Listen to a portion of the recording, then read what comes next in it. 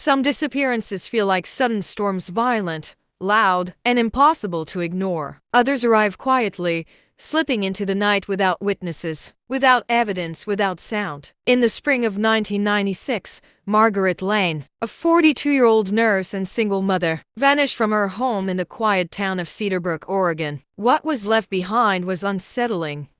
A locked house, lights still on, dinner cooling on the table, and no Margaret. For over 2 decades, her case has haunted detectives, neighbors, and her own family. It has twists that don't make sense, rumors that never die, and a trail that leads deep into the darkest corners of human nature. Margaret Lane wasn't the type of person you'd expect to make headlines. She lived in a modest 2-story white house on Willow Lane, worked as a night nurse at Cedarbrook General Hospital, and spent most of her free time gardening or attending her son's soccer games. Her friends described her as trustworthy, calm, and private, but there were hints of a harder life before Cedarbrook. A divorce from an abusive husband in California, a sudden relocation to Oregon, and a tendency to change the subject when asked about her past. Neighbors knew her as the woman who always waved, but kept to herself. Still, she was dependable, the kind of person who showed up early to work, remembered birthdays,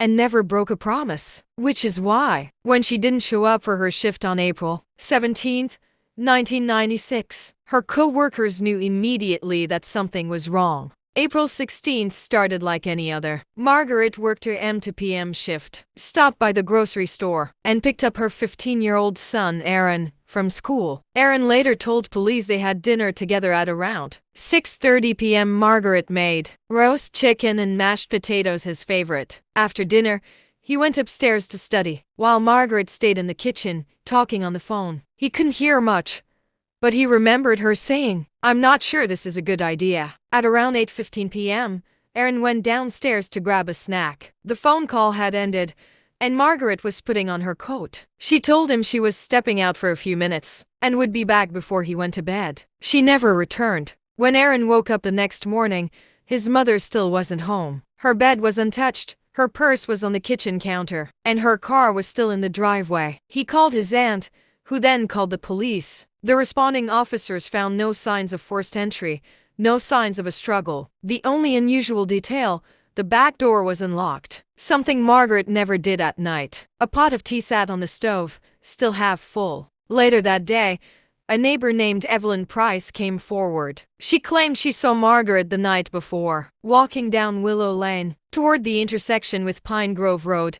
Evelyn said she was speaking to a man who walked beside her. When asked for a description, Evelyn said, "Tall, thin, wearing a dark jacket. I couldn't see his face. He never looked at me." Police canvassed the area but found no one matching that description. Detectives digging into Margaret's life found something strange.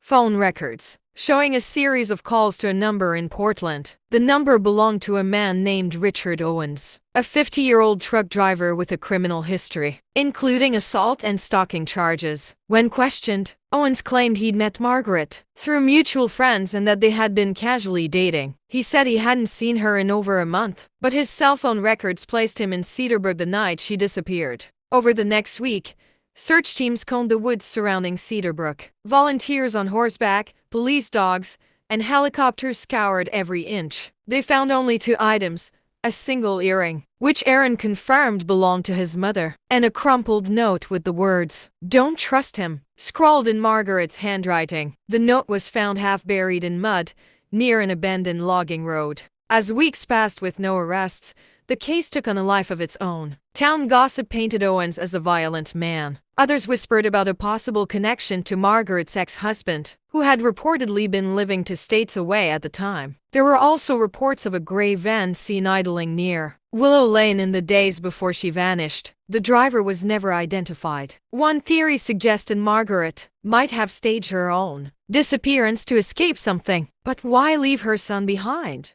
By summer of 1996, the leads had dried up. Owens moved to Washington. Aaron went to live with his aunt. The White House on Willow Lane was sold. The file was eventually boxed up and placed in storage. For years, nothing new surfaced. No body, no confirmed sightings, no closure. In 2018, A new sheriff ordered a review of all cold cases. Margaret's file was pulled, and with it came a surprise.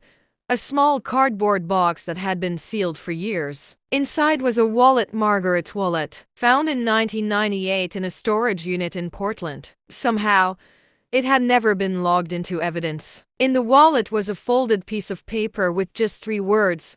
"He found me." The handwriting matched Margaret's. Even with this chilling discovery, no one knows who he was, or what happened on that April night. All that remains is an empty house, a son still searching for answers, and a trail that disappears into the darkness. If you have any information, contact the Cedarbrook Sheriff's Office.